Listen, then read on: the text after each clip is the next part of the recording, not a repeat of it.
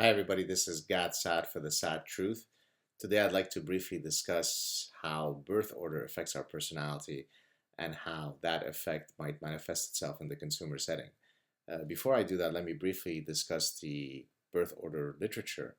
So historically, birth order has been viewed through the lens of uh, differential behaviors of parents.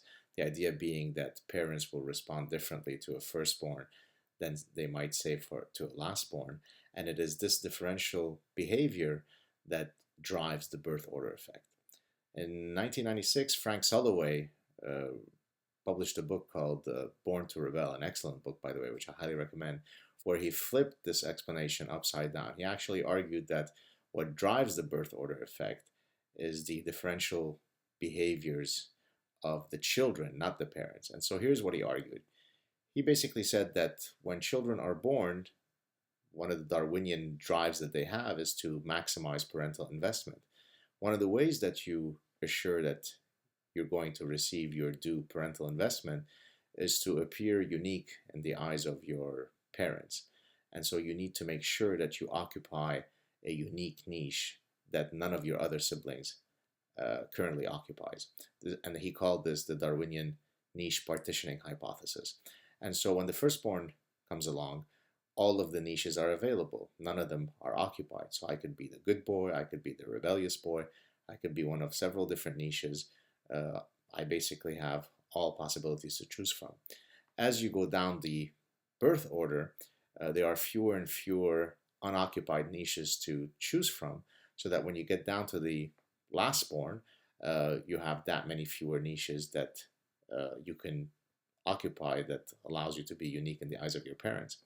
And so that, if you like, adaptive problem would necessitate that the later borns would be more open to new experiences, to new ideas, precisely because they have to think outside of the proverbial box in solving this problem.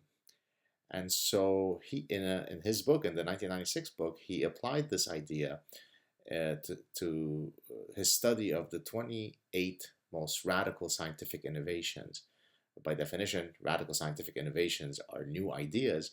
And so if his theory is right, he should expect that firstborns historically would be the ones who are against these radical ideas, whereas later borns would be more open and supportive of these ideas. And for 23 out of the 28 radical scientific innovations that he studied, he found that his prediction bore out. Incidentally, for those of you who are wondering, I am a lastborn, so as I've always said, I was destined for great things.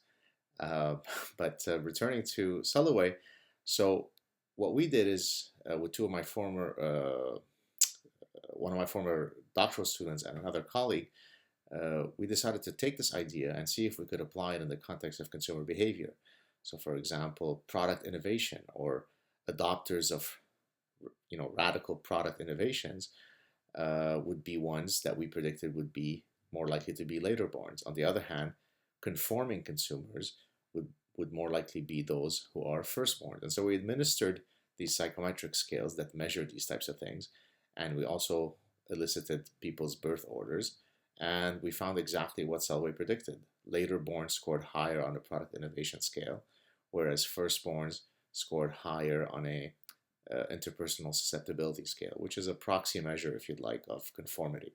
And so we took this idea regarding how children interact with their parents as a function of their birth order, a Darwinian derived theory, and applied it in a completely new context, in this case, in consumer behavior.